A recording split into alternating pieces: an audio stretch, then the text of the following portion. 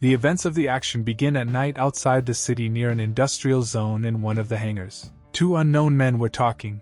They were holding a boy hostage, and were waiting for a ransom for him from his father. The boy was trembling all over, and the man added that he did not expect that the boy's father was in no particular hurry to pay the ransom. Suddenly, something attracted the two men's attention. The hangar door opened, and an unknown person appeared on the threshold. The boy raised his head from his knees and also looked at the unknown man.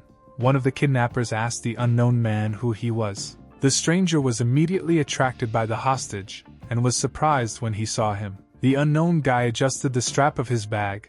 He was wearing clothes similar to a student uniform. The guy briefly asked the question that this was a kidnapping. Part of his black hair was braided. His blue eyes sparkled like the night sky behind him. The men realized that the guy was a student. One of them asked the guy what he forgot here. But the young man only continued to remain silent in response, which angered the man, and he went to the guy and asked if he had told the police. The student continued to remain silent even when the man was already close to him. His appearance remained imperturbable. The boy, still sitting in the depths of the hangar, became agitated by what was happening. Current events are interrupted. Sometime after, the police and rescuers arrive, and fuss begins. Firefighters extinguished the fire, and rescuers took the body to the car. One of the police officers approached the boy and asked how to contact his family. They asked for a phone number. The boy wrote it to her on a piece of paper. Another police officer thanked the student for his cooperation and told him he could go. The boy looked up at the guy and quietly speculated about whether the young man had been a hero in a past life. The student turned to the boy sitting by the car. The boy perked up. He did not expect that the young man would hear his words, because he said them quite quietly. But the student decisively approached the boy, who flinched in surprise. He answered his casually asked question in a low voice that it was true. In a past life he saved the world. The boy widened his eyes at the student in amazement. He was surprised by the guy's answer. About 2 weeks later, Jim had been watching this unusual guy for the past 2 weeks. The young man so confidently stated that he had been a hero in a past life, and at the moment he was helping some grandmother figure out a card, who easily solved the old woman's problem and offered to guide her. Jim looked at his mysterious savior in admiration. The grandmother noted that the young man was a very handsome young man. The boy rubbed his eyes with the sleeve of his jacket because they hurt from this glow around him. Jim wondered to himself if that was the right way to describe the guy after everything that had happened. He mentally returned to the past, to the scene of the incident, when that stranger suddenly showed up in the kidnapper's lair, and one of them demanded an answer from the young man to the question of whether he had informed the police about them. But the strange stranger was silent until one of the kidnappers came close and pointed his finger at the young man, to which the unknown person threatened the man to be more careful with his finger. And suddenly something fell out of thin air between them. The hostage was shocked, and the kidnapper himself shuddered in horror. A heavy cast iron beam collapsed right in front of him. The man recoiled from her and fell to the ground next to her with a mile-long scream. He was bursting with questions about where she had come from. It was so close. But the stranger maintained a calm and imperturbable appearance. The young man called out to the boy, inquiring about his well-being. The stranger also asked the boy that he was brought here against his will. The boy was nervous, but agreed in response to the stranger's question. Meanwhile, outside the hangar, the wind picked up a leaf from a tree. A gust of wind carried the leaf to the young man, still standing at the entrance to the lair of the villains. He thoughtfully answered the boy with a statement, and turned to the leaf that flew up to his face. Then the sheet flew towards a tin barrel with burning contents, around which a gang of men armed with metal fittings were crowding. The leaf flew up to the burning barrel and instantly ignited. Already burning, the leaf rushed towards the back of one man standing next to him. He screamed in pain and, with anger and fear for his life, violently kicked the barrel, knocking it to the floor and allowing the contents to spill out. His comrades standing nearby asked what this man was doing. He nervously made excuses that it was all because of the burning leaf. Perhaps it was Egyptian power, and the fire was already spreading. But then another of the enemies noticed that the fire began to approach the gasoline tank. He immediately ordered to bring water, and the guy sitting on the ground began to guess that this happened because of the appearance of that guy. At first, the automatic garage door simply opened by chance. Then a crossbar accidentally fell. Then, due to a leaf that accidentally flew in, the whole room just accidentally caught fire. And just by chance a passerby happened to be nearby and called 911. That's all that happened that day. Jim thought that this escape was literally a miracle, and he had probably used up all his luck in this life. Meanwhile, the boy followed his mysterious savior, who, meanwhile, had already brought the old woman to the place she needed. As it turned out, the stranger helped the old lady, who was a rich lady. For the help provided, the guy was offered a whole suitcase of monetary reward, to which the young man refuses. Jim realized from the fact that this was already the 5th case today. This happened to this stranger all the time. The stranger was walking down the street quite calmly, when suddenly a flower pot fell on him from the window. When the young man passed by the shops, he was offered to try samples of dishes for free, or a 50% discount on the entire menu. And at the shopping center he became the 5 millionth visitor who was given a car in honor of the company's 5th anniversary. Fortune seemed to follow him wherever he went, and this again puzzled Jim as to who this stranger was. Suddenly the boy received a message from his father saying that the movers had transported all the boxes and asking him to help the guy with them. Jim answered the message and headed home to help unpack and at the same time see where the university was. He also thought about stopping at the supermarket on the way and buying something. It seems that the stranger noticed Jim as he stood there holding the sign for the photo. After the store, the boy wondered if he could remember the way, because this area is quite large, but fortunately, he was able to find a room here with a reasonable rent. Jim was carrying a bag of groceries home, depressing him at the thought of having to strictly plan his budget. But he still couldn't believe that he had entered the university on a full scholarship. He chose the new triple scholarship program in Korean, which came out of the blue, but Jim was glad he chose it. The boy was glad that there had been a lot of good news lately. He received a scholarship, found a decent home. Although he was kidnapped, Jim was saved. So even at that moment he was lucky. Suddenly, because of all these reasonings, something alerted the boy that there was a coincidence with the fire, as well as with a passerby who called the police and was rescued from the building by firefighters. But Jim still suspected that it was the guy who saved him. The boy thought that he would like to somehow thank that mysterious stranger, but could not find the right words, because that young man did not help him directly. Jim also thought about his words that in a past life an unknown person saved the world. The boy decided that this was most likely a joke, and decided to just go home. The boy wandered away to his house, but a young man with red hair watched him from the bridge, noting Jim's ordinariness. There was a girl next to him. She was talking to someone on the phone, and said that they had found him. As it turned out, the girl was talking to just that mysterious savior of Jim. The girl and guy announced that this was an exceptional case, and they should check everything themselves. Also, an unknown couple of people asked the unknown person what he was doing there. But the guy sat with a sign next to the donated car and told them that he did not have a license. And then a residential area appeared. Jim was about to leave the house and was sitting in the corridor, putting on his shoes. He looked in the mirror, noticing the bandage on his face, and decided that it was time to take it off. His dad approached Jim and asked where he was going, because classes would only start tomorrow, to which the boy replied that he had not been on campus yet, so he decided to look around before the start of the semester. Jim also asked his dad if he was going to work, to which he received an answer from the man that today was a day off at the construction site, and he invited his son to have dinner in the evening together, since they had not done this for a long time. Jim's father warned his son to be careful and not talk to strangers.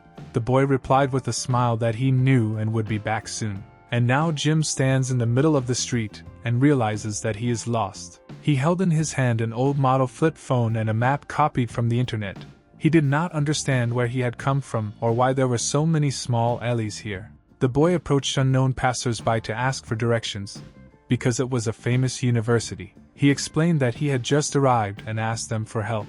But the passers-by did not answer, waved Jim off with their hand and went their way. The boy was embarrassed by this behavior of the city residents and moved on, reasoning that he seemed to have come from there. Suddenly he bumped shoulders with a stranger. Jim apologized, and the passerby replied that everything was fine and handed him a card, which fell out of the boy's hands. The young man looked at the piece of paper and realized that it contained a map of a famous university, the way to which Jim was looking for.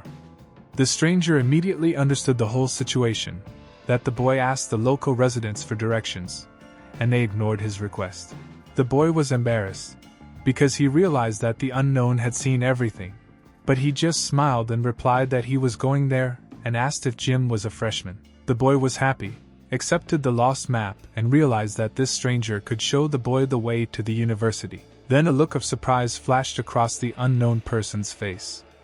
Jim inquired about whether something was wrong, to which the young man shrugged it off with a smile. The guy turned around and pointed his finger somewhere right in front of him, explaining that Jim's university was located there and advised that next time, if he asks for directions, he should get straight to the point. After all, people might think that he is a fraud if the guy talks too much, and even with poor technique. This attitude made Jim tense and wary. He noted to himself that the stranger seemed like a peculiar guy to him and decided to leave quickly.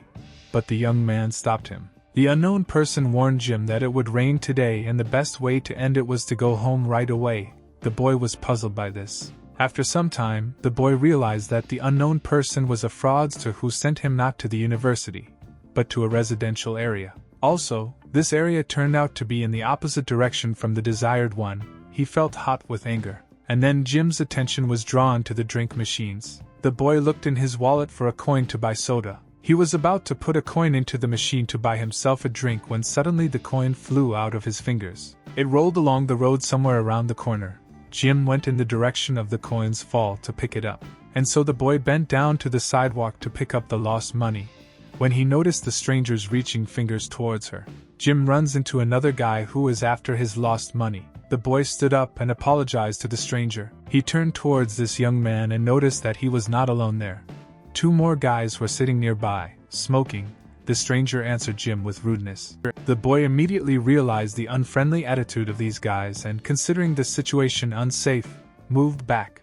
But an unknown person called him here. After apologizing again, Jim decided that he needed to run away, but a stranger grabbed him by the backpack. The young man pulled the boy towards him and asked why he wanted to run away.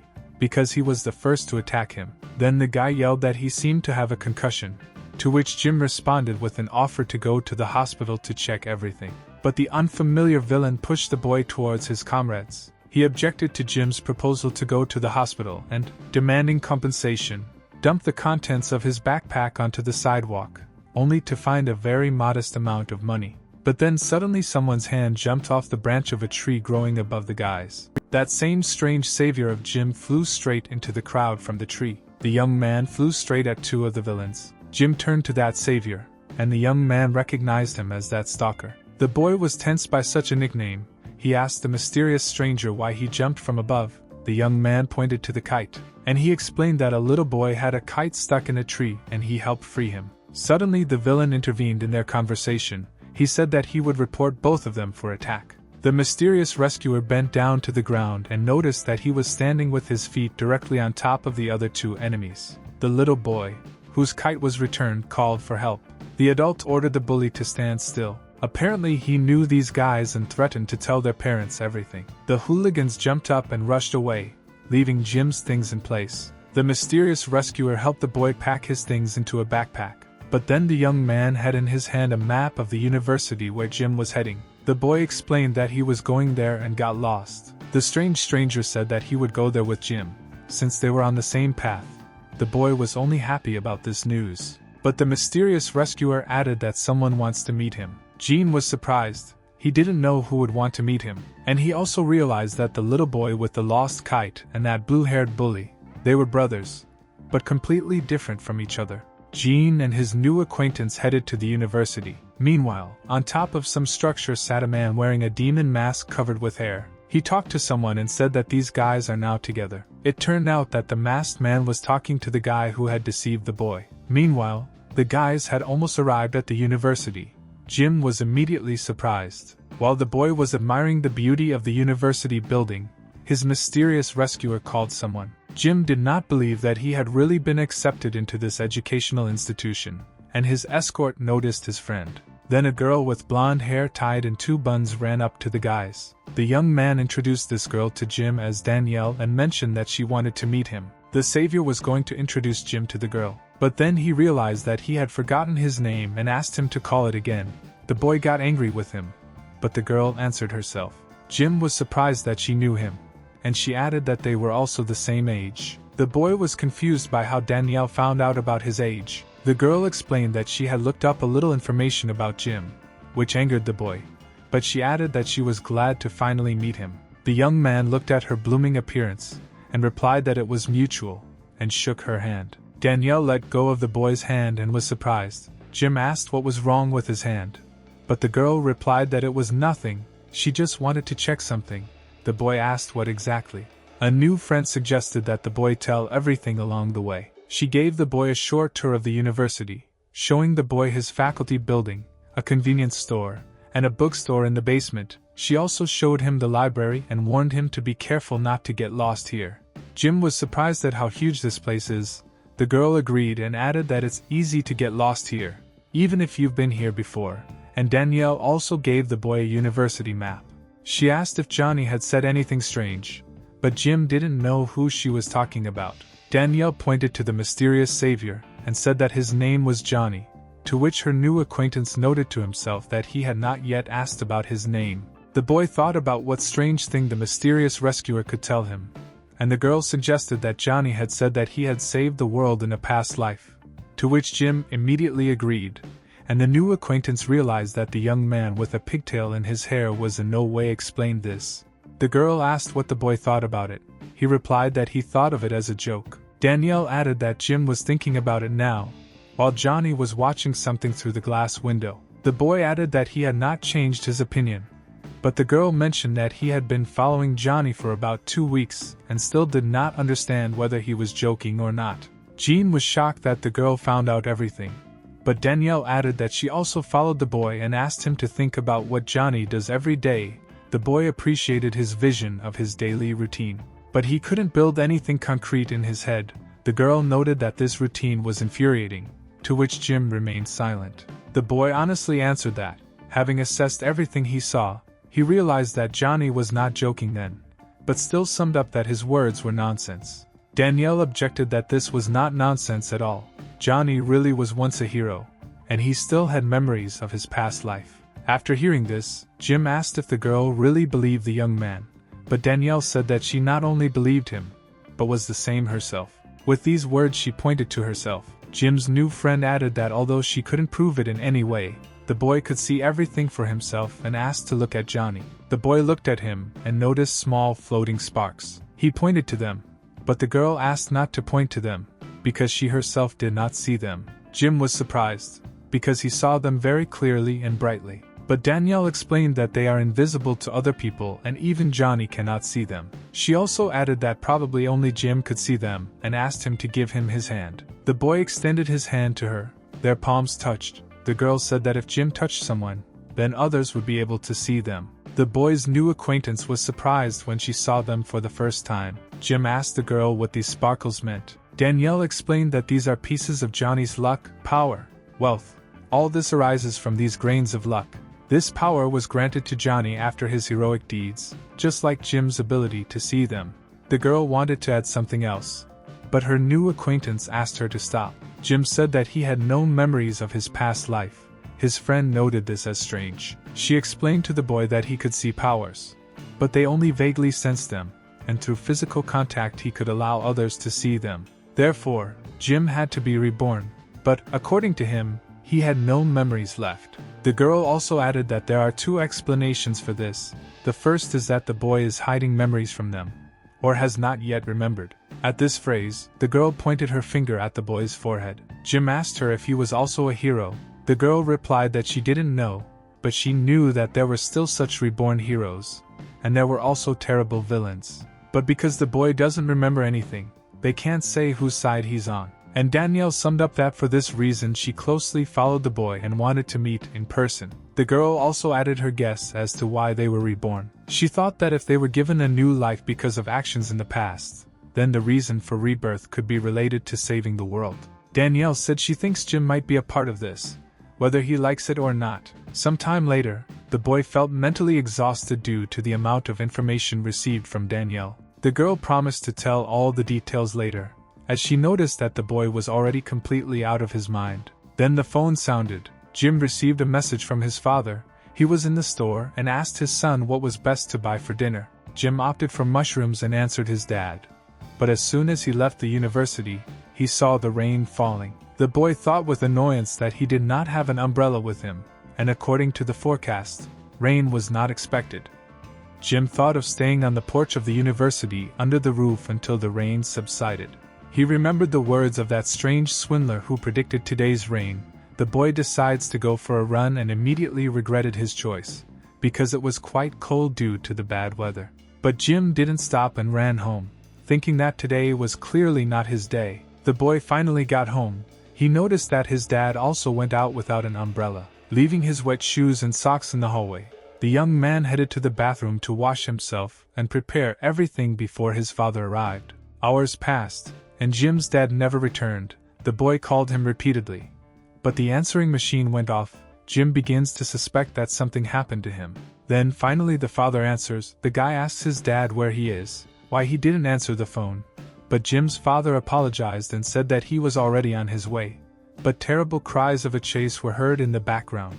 The young man puts on his jacket and decides to go to help his dad. At the police station, Jim testified that his father was missing. He said that he had contacted him, but he still had not returned home. The guy also added that he heard screams when he received a call 15 minutes ago. The police officer additionally asked if Jim's father had any mental illness, to which the answer was negative. The police officer was puzzled, and Jim asked him to find his father as quickly as possible. But he was told that the lack of contact with a person for 5 hours cannot be considered a loss, and they cannot assume a kidnapping just from one phone call. They added to Jim not to worry and his father would be back soon. The guy leaves the station, all downcast and angry at the police for their inaction. In his thoughts, he understood that his father would not return on his own, since his family had a lot of debts. He recognized the faces of his visitors, and now they have kidnapped Dad. The young man thought that when his dad called him, it was still 5 in the evening and light. Perhaps someone could have seen him. Jim asked passers-by about his father, but no one gave him an answer. The guy thought that the kidnappers, like last time, took his father to a remote place. But his thoughts were getting worse, and suddenly his shoes were torn. The guy, overwhelmed by grief, fell onto the sidewalk.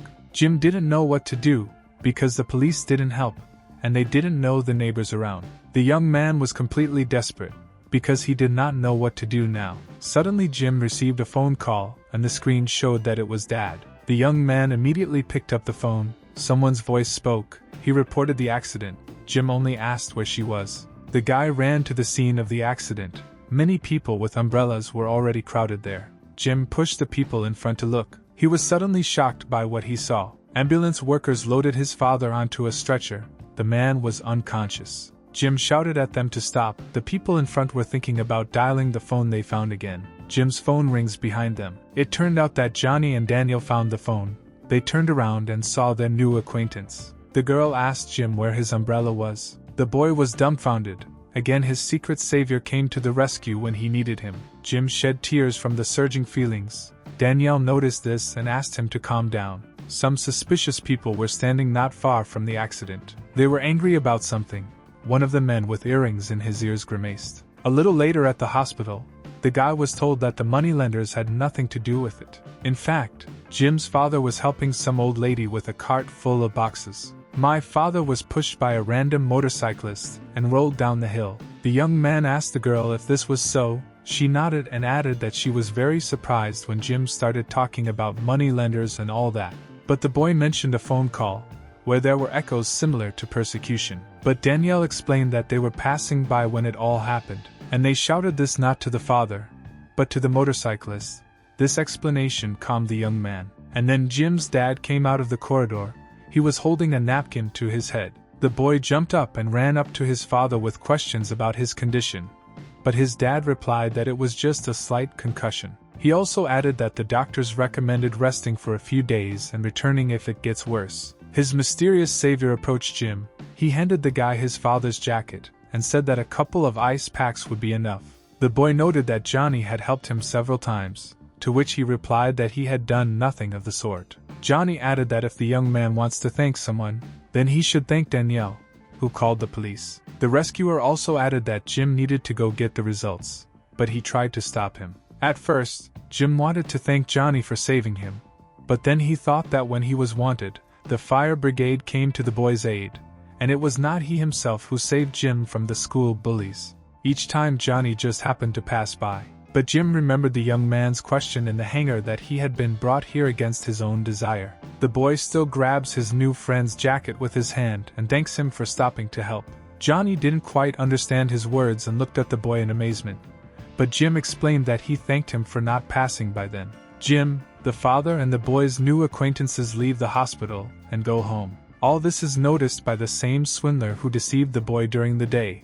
The young man was talking to someone on the phone and noticed that they all seemed to have become friends. He was in touch with the same man in a demon mask covered with hair. He was in some room without light, and a man in classic clothes was apologizing to him on his knees. The masked man was pointing the phone at him.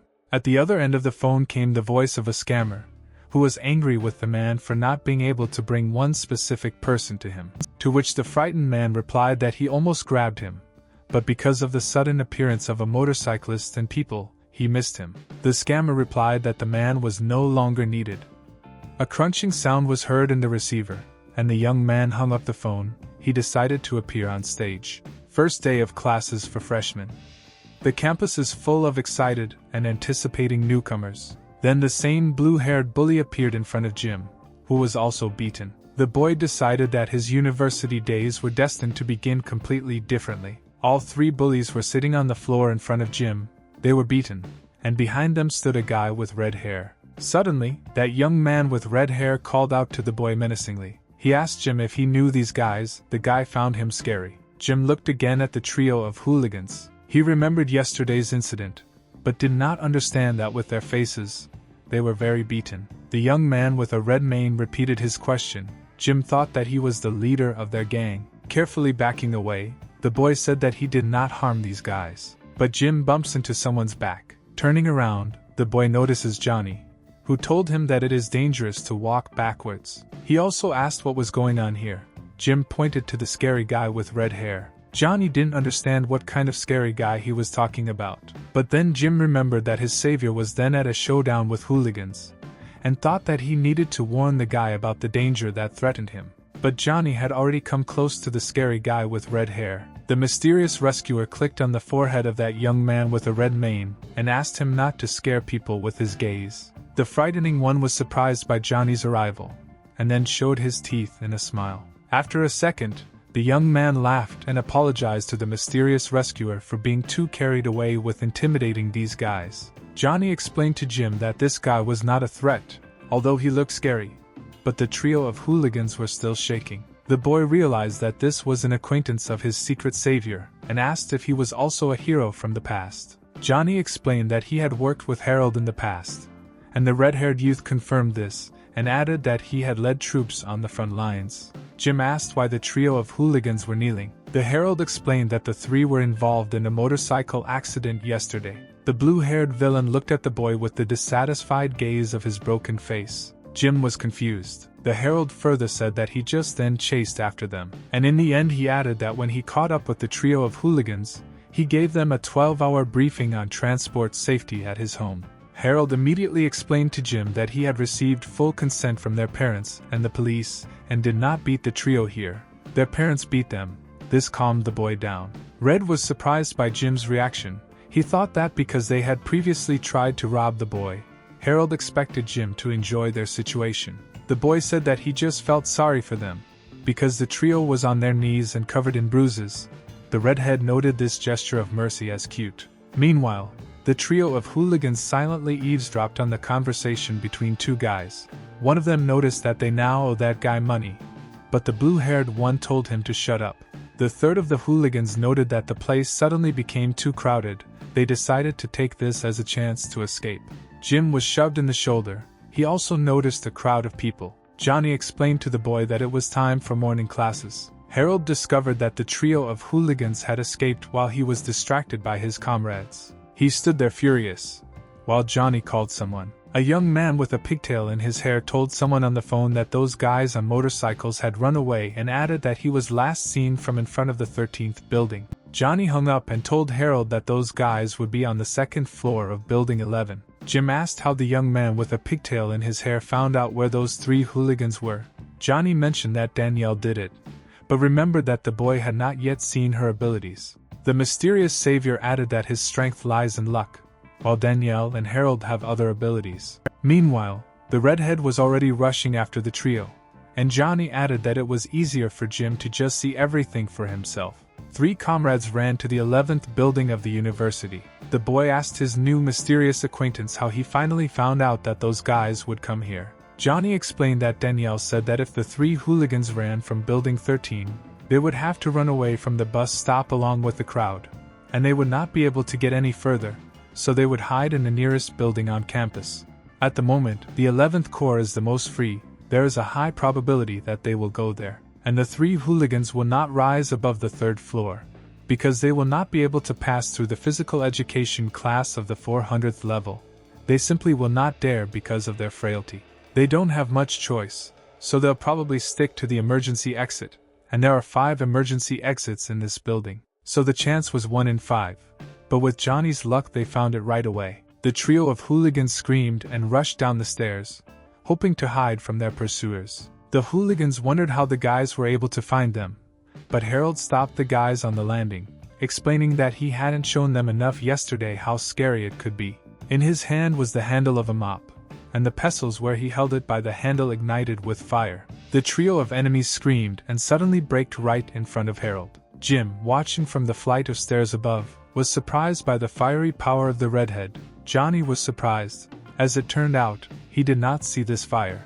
The guy with the braid in his hair explained that this is the power of the herald, his skill, but only Jim saw the flames of the fire. Johnny added that with a couple of minutes of practice, this young man could master any instrument. Meanwhile, Harold spun a mop and swung it at the trio of hooligans. They flew onto the stairs, tripping over the steps. The blue-haired bully noticed that his head was flying straight onto the concrete step. But at that moment, the red-haired man placed the cleaning part of the mop under their heads so that the trio could not escape up the stairs. Harold crouched down to the boys and angrily told them that if they tried to escape, a terrible fate would await them. Red lured them into a corner, and added that the trio of hooligans had no remorse, and they replied that they were sorry. Jim intervened and clarified whether they really would not harm the trio. The boy also asked how they were feeling, but the guy with blue hair called him two-faced and added that he was hiding behind the backs of others. The bully with blue hair couldn't hold back. He got up from the floor and shouted at Jim, saying why he was bothering them, why he involved his friends instead of sending them to the police. Harold began to become enraged at the boldness of the blue-headed bully in such a situation, but he continued that they were minors, so they would have gotten off with just a couple of months of community service. The bully did not let up. He added that his guys did not take money from Jim, and no one died in that accident, so there is no need to worry about such a small thing. Jim silently took the mop from Harold. He swung it and hit it with all his might on the floor next to the trio of hooligans. Harold and Johnny were amazed at this act. Jim shouted that he didn't want to hear it because they were the reason this matter had become serious. The trio of hooligans froze in silence and waited for the boys' next actions. But Jim only caught his breath from his fiery speech. A second later, the boy apologized for succumbing to emotions and asked for forgiveness from the trio of hooligans. Jim decided to make it clear to them that the law protects juvenile delinquents like these 3 because the system does not want to overpunish teenagers who may make mistakes due to immaturity. The boy added that this is not a loophole, granting them unlimited forgiveness whenever they decide they deserve it. And since they behave uncontrollably and irresponsibly, then someone will still have to bear responsibility for everything that happened. Jim concluded that guys need to understand how important it is for them to be conscious about their actions before they reach adulthood. That the boy doesn't care whether they refuse to pay, or whether they receive a mild punishment for their actions, because yesterday, because of their fun motorcycle ride, Jim almost lost the only member of his family. The boy added that he thought that the trio of hooligans had something to say to him. They bowed their heads and said in a downcast voice that they were sorry. Jim said goodbye to the trio of former bullies. Then Danielle approached the guys and asked how Harold caught them, to which the redhead replied that she was only a couple of minutes late and missed everything. Harold praised Jim, but the girl did not understand why. The redhead explained that the boy's first impression was not very pleasant. He seemed uninteresting and weak, but then, as it turned out, Jim was able to defend his opinion. Harold added that he's very Johnny-like, the kind, helpless type.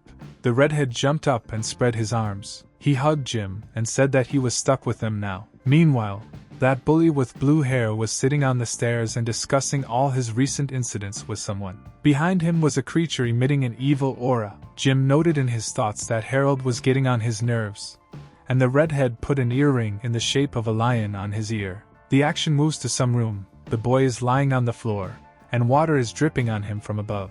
Jim was surprised and changed his position to a sitting one. He himself was dressed in white loose clothes. He raised his head up to look at the cause of the drops of water. The young man did not understand where he was. Then he heard a voice from above, which told him to forgive at least this time, to give him another chance, that next time he would be better. Jim did not understand who it was, but then he began to recognize this voice. After a sudden silence, Jim woke up. He exploded on the bed and realized that it was a dream. The boy went to the university. He did not sleep at all, but he was glad that today there was only instruction. Jim opened the map to see how he could get to the main gate. Then he noticed university bus number 13. He entered it and took a seat. Not far from him sat a suspicious man in a blue hood with a tablet in his hand. He reprogrammed the bus. It changed to route from 13th to 20th. The final stop was announced and passengers were asked to leave the bus. The young man came out of it and discovered that he was in a completely unknown place, similar to a forest. The passengers went their separate ways, but the boy remained standing, not understanding where to go now. The bus left, and people ran somewhere. Jim didn't know where the stop was. The boy realized that he had no choice and decided to go back on foot. An hour later, Jim got lost in the forest and thought that that terrible dream turned out to be prophetic. The idea came to his mind to call Danielle, since she seemed like a reliable girl. But there was no telephone connection in this forest. The young man did not understand why there was a forest in the middle of the university campus. Then the boy heard snatches of Danielle's voice. He began to try to explain to her where he was, perhaps in the forest, and it seemed that a wild animal was about to jump out at him. Then the hand of a stranger in round glasses touched his shoulder. The guy turned to her.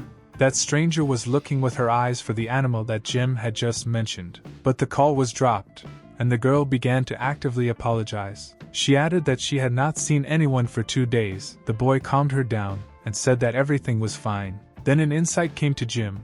He was embarrassed that the girl had been in this forest for 2 days. The boy felt uneasy, and he invited the girl to leave from here. The girl told Jim that she was glad that she had company, because she felt uneasy being alone. She introduced herself as Mia. She was in her 3rd year and was studying agriculture. The guy also introduced himself and said that he was in his 1st year of study and was studying Korean literature. Mia admired that he was the same Jim who had incredible friends. She added that the boy was a ray of hope and they should become friends. It was a wonderful coincidence that they met here. But Jim did not understand what she meant. The boy changed the topic. He asked about how Mia survived in the forest these 2 days. The girl said that on the first day she did not sleep or eat. She just kept walking, which amazed the guy. Mia further said that on the 2nd day she found a tent and was able to rest a little and eat the food that was there.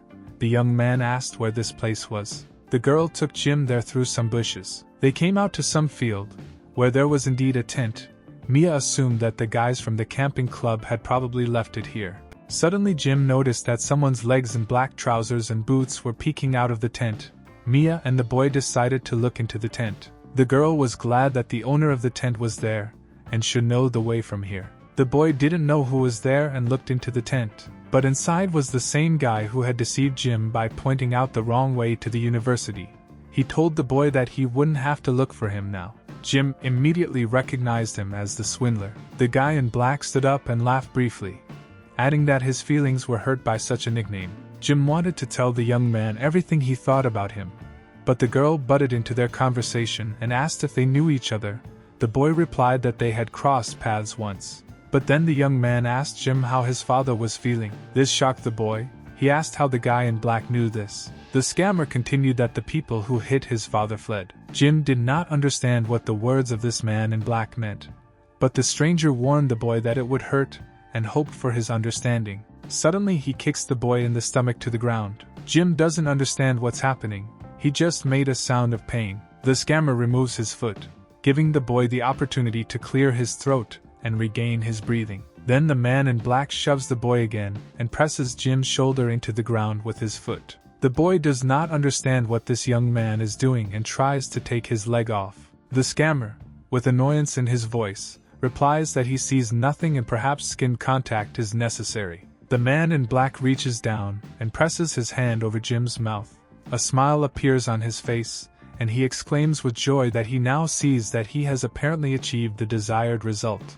The scammer suggests that the severed part may also work. Jim lies in fear, unable to do anything to oppose this man. Suddenly, something caught the guy in black's attention. Mia stood next to the phone and filmed everything. She asked the scammer to stop immediately. The girl repeated the request, but this time she threatened to call the police if she refused. But the guy in black regarded her presence as an opportunity to test the boy's ability. The scammer decides to use force on the girl. Violet waves of light and lights like keyholes appear around the girl. It turns out that they were quite far from the faculty building, in some kind of forest. There are people who remember their past lives and they have special powers. But only Jim can see the manifestation of their abilities. It all looked like some kind of prank. Now purple waves of light and lights like keyholes appeared around the girl. The boy did not understand what it was. The unknown man in black continued to press him to the ground. This rogue was now also able to see the manifestation of the ability. Jim realized that this was most likely one of the villains that Danielle had talked about. The young man in black asked where he should aim. The boy cowered in fear. But the scammer reassured him that he was not going to hurt her. The man in black also added that people do not die because of one word. Jim didn't understand what the word was, but the scammer thought it would be a better fit. The man in black decided to try the word understanding. A purple key appeared from his mouth, and after a couple more keys, Jim tensed in anticipation of the unknown. The scammer joked that there seemed to be a misunderstanding. The girl did not understand the meaning of his words. The young man asked her that recently she wanted to ask him for directions. The girl asked him again. Then the word thinking appeared above her head under a purple floating keyhole. The man in black told Mia that she had been wandering for a long time and was probably tired. The forest was quite large, and if she walked forward, she would come out to the stop, and the bus went straight to the main gate, so she would definitely not get lost. The fraudster's key entered the keyhole with the word thinking, just when the girl thought that something bad might happen. But if things got out of control, she and Jim could run to the bus stop. Then the purple key made a revolution and became yellow. The keyhole and the key in it suddenly ignited and burned. The girl asked not to distract her, because she recorded everything on her phone camera. But the man in black said that it looked like he was torturing Jim now. The scammer explained that he had known Jim since high school, and the boy often took his things. And when he heard that Jim had entered this university, he saw that the boy had already rummaged through his expensive equipment. The girl stood in bewilderment. The words of the guy in black seemed to zombify her, penetrating into her subconscious. The young man added that he was dumbfounded when Jim called him a fraud. Mia stopped the monologue of the guy in black and objected to his words, saying that Jim did not touch his things, it was herself. She asked the scammer for forgiveness and offered to return the money for everything. But at that moment another purple key flew into the second well. The man in black made a surprised face and added that it seemed that he had understood everything wrong, and that all this had been prepared for today. At this moment, another keyhole was opened and ignited with fire. But the scammer continued. He told the girl that there was nothing. It seemed that she needed it more. She didn't need any money. The guy would just pretend that he lost it somewhere. The young man releases Jim's mouth, allowing the boy to catch his breath. He asks the stranger what is happening and what his words did. But the scammer warned him and advised him to think carefully. Here another key fell into the keyhole with the word mind. The key turns, and the girl leaves the guys and, waving her hand, walks away. The man in black waves back at her and asks the boy if he would do the same. He remains silent, and then asks the stranger why he did it and how he knew about Jim's father. To which the young man in black only evasively says that the boy has a lot of questions. Jim also asks whether the stranger was a villain in a past life. This puzzles the swindler. He looked questioningly at the boy, and then he laughed with all his might. Jim sat calm. Having recovered from his laughter, the guy in black said this is how they explained everything to Jim and asked the boy if they called themselves heroes and asked him if he believed in all this. But the boy decisively replies that after meeting him, he is ready to believe it, to which the man in black replied that this is a bad idea. The young man told Jim that on that rainy day the moneylenders were following his father. The boy was shocked by this news. Jim asked how the scammer knew all this. but he replied that he would not tell, but knew that his father would not have suffered even if he had been caught. The stranger added that in the final set, Jim's father still suffered, and it was precisely because of the actions of the arrogant little hero Johnny. Jim didn't believe the guy in black, but he asked one question about whether he started seeing powers the day he met Johnny. The boy began to remember the day when he was kidnapped and rescued by a mysterious savior. On the day when he was already rescued from the fire, he just fell on Johnny, and at that moment of contact I saw Johnny's sparks of power for the first time. He really thought Johnny was shining then. Jim did not answer the stranger, but he said that it was clear from his face that he was right. The guy in black explained that he saved the boy that time so that Jim would feel like a debtor, and added that he had always been like this. And the young man added that Johnny deceived him like that once too. The guy in black advised Jim not to trust them too much, and he and the boy became close not because they liked him, but because they needed his strength. And he added that otherwise why would they show such kindness to a stranger? Finally, the man in black explained that Jim is a slight anomaly. He has strength, but there are no memories of his past life. He does not know what he did then. He does not remember any of them. And what is more logical to immediately make friends with him, and not become an enemy? This is probably Daniel's intrigues. Jim thought about his words, but then a butterfly appeared in front of his face. Suddenly Danielle herself appeared from behind. She mentioned the cowardice of the guy in black to tell them this directly to their faces. The scammer only added that he was so close. The girl said some words and swung her leg at the enemy. With this swing, she created a whirlwind of fire in the direction of the guy in black. The fraudster stood and continued to smile calmly. But then someone appeared in front of Jim and Danielle. It was that stranger in a demon mask with a long white mane who caught the ball thrown by the girl, and the scammer thanked him for it. An embittered Harold appeared from behind the trees. The guy in black said he had to go. Harold shouted that he couldn't escape, and then Johnny appeared. But the scammer grinned and waved his hand, saying that he would leave anyway. After all, they have more important things to do, and hinted at Johnny. The guy in black and the masked man disappeared into the forest. Harold shouted at them to stop, but Jim asked him to stop. The boy didn't understand what was happening. He said that his head was about to explode. Danielle stood nearby. Jim asked him to explain what it all meant. Having pulled away far enough from the heroes, the scammer said that it was close. But the masked man asked if this would be enough, because he believed that Jim was not ready to go over to their side. But the man in black assured him that the seed of doubt was enough, and he added that Jim would not be able to completely trust them, and they would have another chance. The action moves into an unknown room. There is a table with some kind of construction tools, and a suspicious guy in a blue hood was sitting behind the sofa. The guy in black called out to him and said that he thought that the unknown person would not return home. The suspicious man held out a sickle-shaped tool towards the scammer and said that the guy in black left him no choice. He also mentioned that the boss had a gift for him. The suspicious guy recalled the agreement, the essence of which was to hack the bus system in exchange for a surprise, and added that the boss even lives in his house. Meanwhile, the masked man dozed off, and the hooded stranger continued to resent the boss. The guy in black replied that when they met, he would like that guy, to which the unknown person in the hood replied that the boss could not lure him to their side. But the scammer objected to this, answering that he gave Jim a try. He added that to Jim, both he and Johnny were just strangers, but the unknown person in the hood said that it would be difficult for the boy to understand everything, because he did not understand what they were talking about. But the young man in black objected, saying that people believe more in the warning of a stranger than in the kind words of a friend they have just met. And with these words the guy grabbed the stranger's hand along with the sickle. The guy in black was sure that Jim would not forget his words. The guy in the hood called the boss really the worst, to which he replied that he loved him too.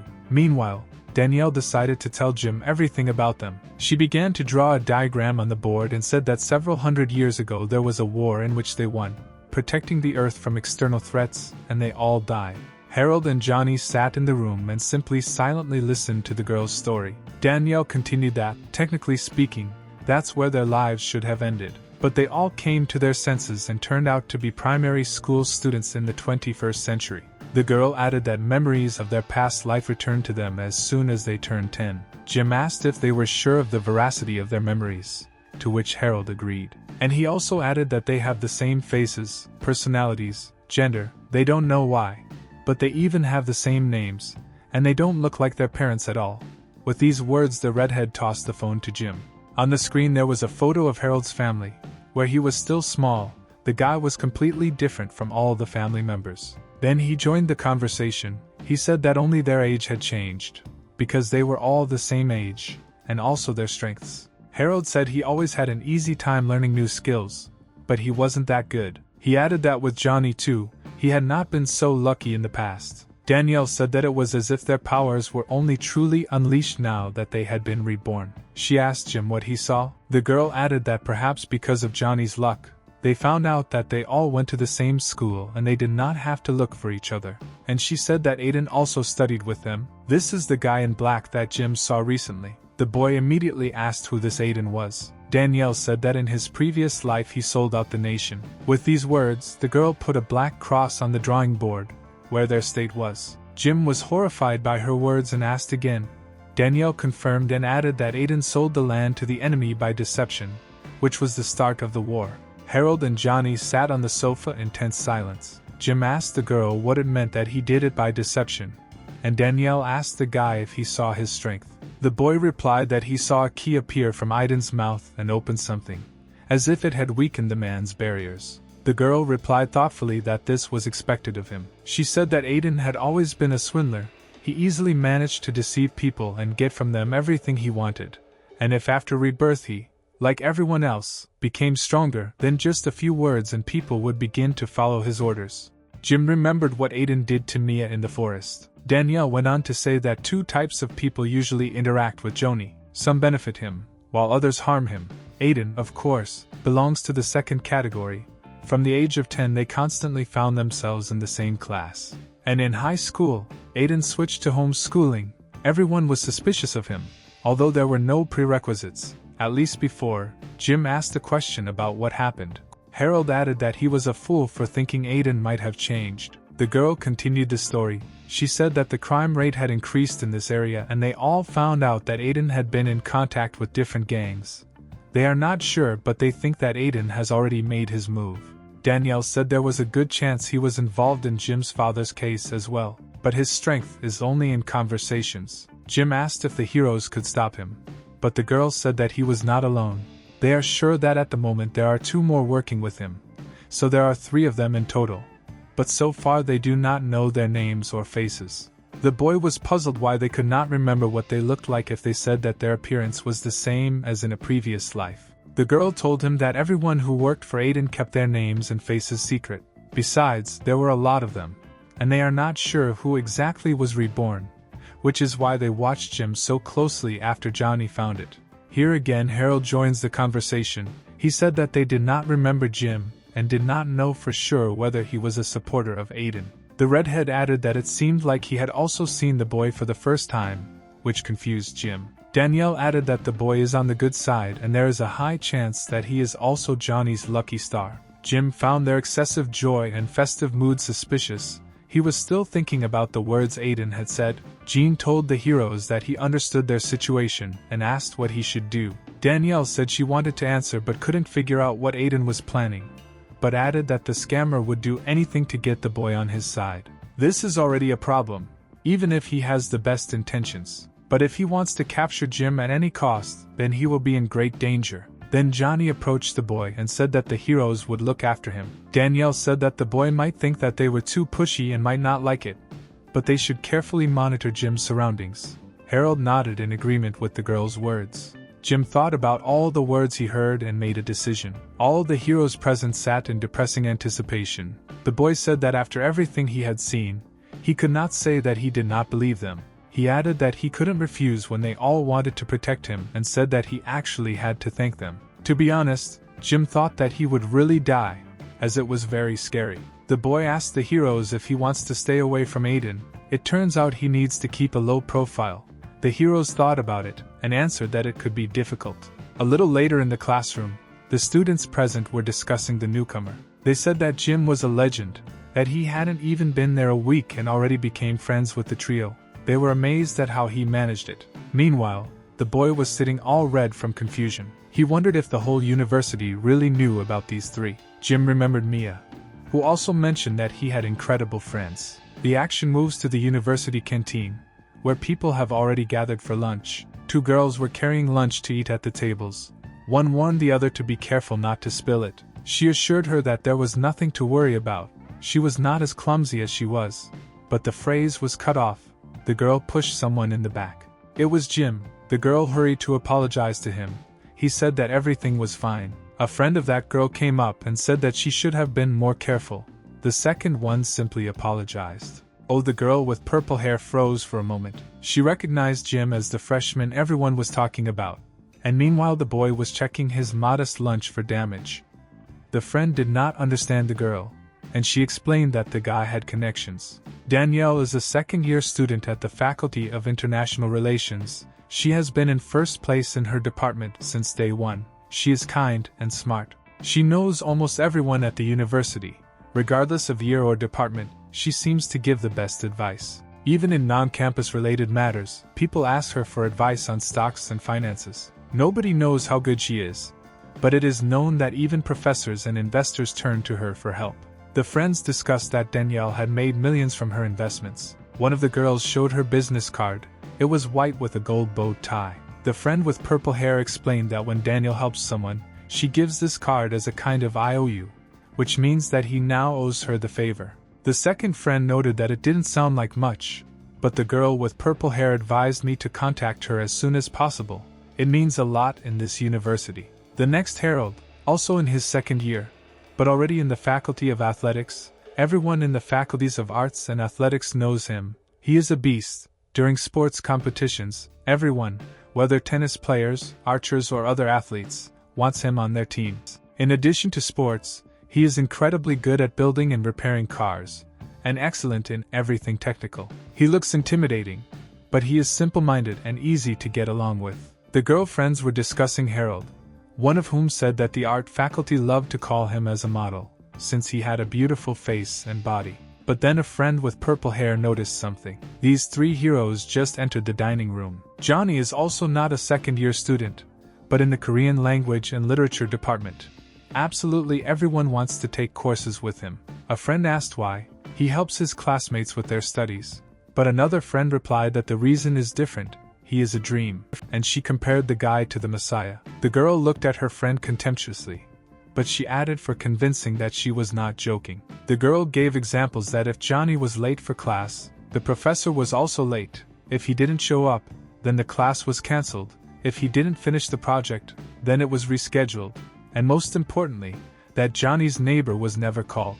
A friend said that his classmates had been watching him all year and confirmed this. The girl added that the freshman who made friends with all 3 at once is called the most popular guy at the university. Jim was bothered by this, because he had been hearing about it from everywhere all week. But the herald told him to better get used to it.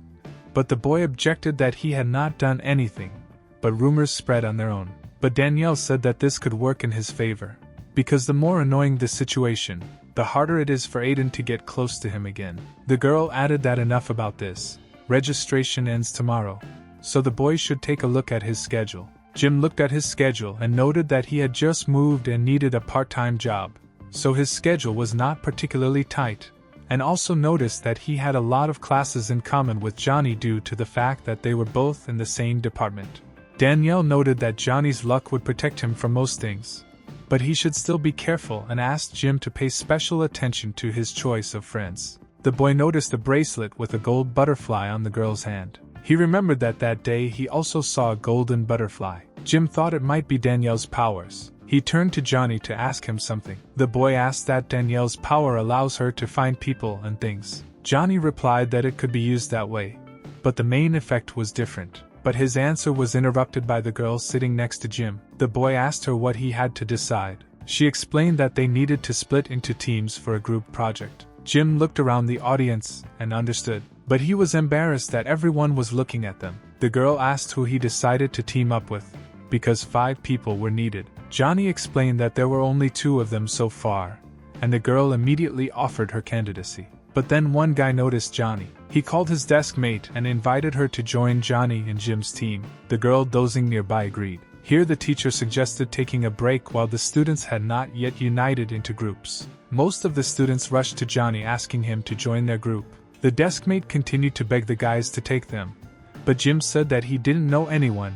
Then the girl offered to choose whoever he wanted. The boy was going to offer to team up with that neighbor at his desk. The girl offered to immediately take her friend to the team, but then they were interrupted by one guy. He advised Jim that since he was new, he should think carefully about who to invite to the team, especially if he wanted to successfully complete the first semester.